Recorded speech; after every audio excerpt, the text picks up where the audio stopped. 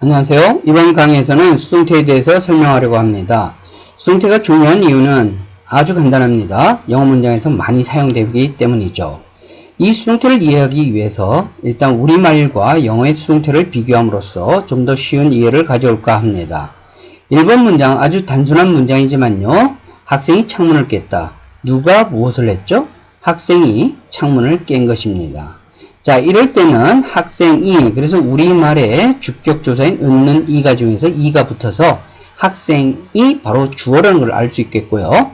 창문을 해서 목적어는 창문이라는 걸 알 수 있습니다. 자, 그런데 이때 창문을 깨진 대상인 이 목적어를 주어로 삼고 싶을 때는 우리말에서는 창문을 목적격 조사인 을 대신에 주격조사인 이를 붙여서 2번처럼 창문이 학생에 의해서 깨졌다. 자, 없던 의해서라는 말을 집어넣었죠. 그리고 깼다가 깨졌다. 이런 식으로 조사도 바뀌고 없던 의해서라는 말도 있고요. 깼다가 깨졌다로 바뀌고 이런 식으로 몇 가지의 조작을 통해서 창문 깨진 대상이 주어로 자리 잡은 2번 문장을 볼 수 있습니다. 또 약간의 어순 변형을 해서 학생에 의해서를 맨 앞에다 놔서 3번처럼요. 학생에 의해서 창문이 깨졌다. 이런 식으로 어순이 비교적 자유로운 걸 볼 수 있습니다. 자, 그렇다면 영어에서는 도대체 어떤 작전을 써서 이런 수동태를 사용하는지 우리가 4번 문장, 소위 능동태라고 합니다. 평범한 문장이죠. 학생이 깼다 창문을. 자, 그런데 여기서 the window를 영어에서는 어떻게 하냐면 주어로 사용된 a student를 5번에서처럼 생략을 합니다. 그럼 이 주어 자리가 비면은 무조건 비문법적이죠.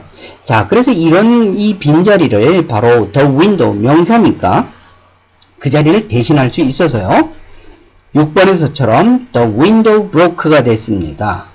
그래 놓고 나니까 6번은 창문이 깨게 된 것이죠. 실은 창문이 깨진 것이지 깬 것은 아니거든요. 어쩔 수 없이 주어를 대신해서 the window가 주어 자리에 와 있을 뿐이지 깬 주체는 아니잖아요. 그러면 이거를 우리는 깼다가 아니라 깨졌다라고 하는데 영어에서는 어떤 식으로 하냐면요. 이 7번에서 보시다시피 없던, 6번에는 없던, 능동태에는 없던 비동사를 추가적으로 집어넣게 됩니다. 이 비동사는요.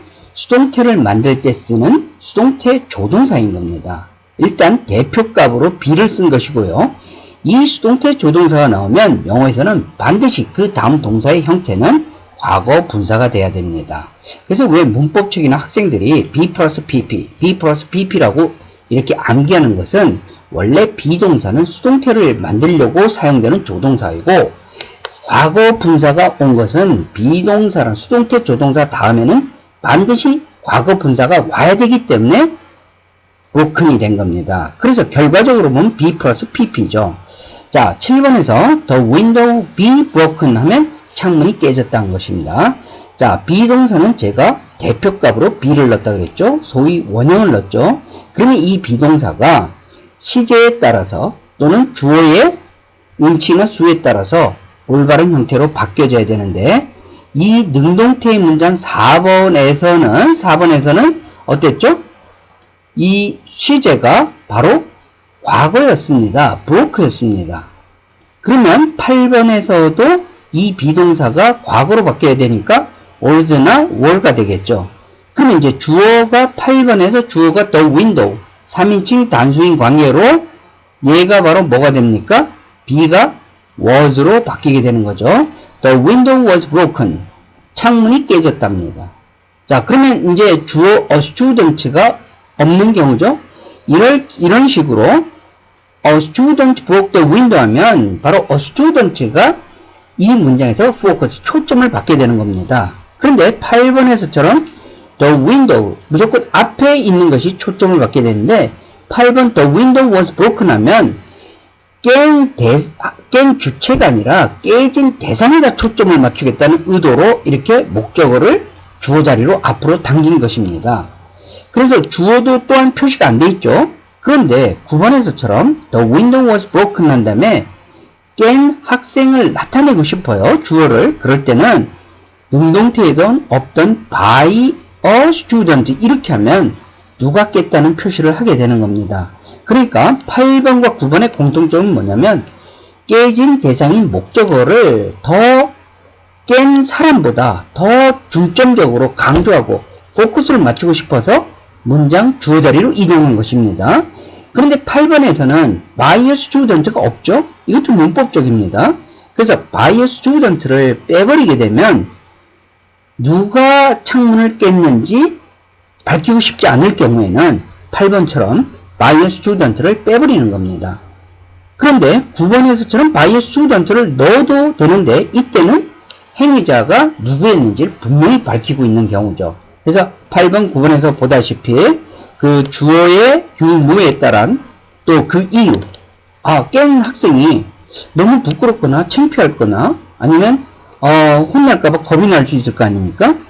그러면 8번처럼 the window was broken 이렇게 해버리는 거죠. 그러면서 깬 사람보다는 깨진 무엇이 깨졌냐? 바로 윈도우가 깨졌다. 이런 얘기입니다. 그러니까 4번의 능동태 문장은 a student broke the window 해서 깬 사람인 a student가 초점을 받고요. 그리고 the window는 깨진 대상인 겁니다.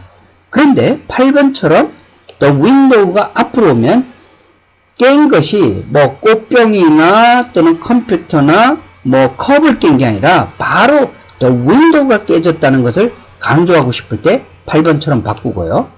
또한 by a student를 뺨으로써 행위자가 누구였는지 밝히고 싶지 않는 그런 표현을 할 때 바로 이런 수동태를 씁니다. 그래서 이런 수동태는 보통 정치인들이 자기가 책임을 지고 싶지 않다든지요. 뭐 그럴 경우에 주어를 쓰고 싶지 않을 경우에 by 누구누구 아무개 해놓고 8번에서처럼 생략하는 그럴 때 사용되기도 하고요. 또 너무 일반적인 겁니다. 우리말로 하면 길을 가다가 벤치 의자가 망가졌었는데 어제까지만 해도요. 이게 아침에 가다 보니까 친구들이랑 가다 보니까 다 고쳐졌어요.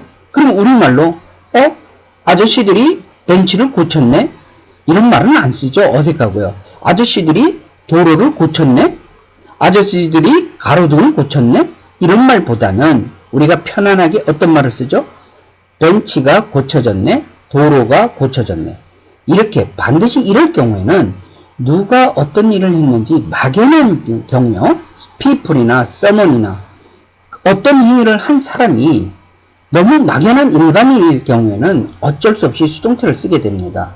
그래서 우리가 글을 읽거나 말을 할 때 수동태를 쓰게 될 경우가 많습니다. 그래서 수동태는 잘 익혀둬야 할 필수적인 문법인 것입니다.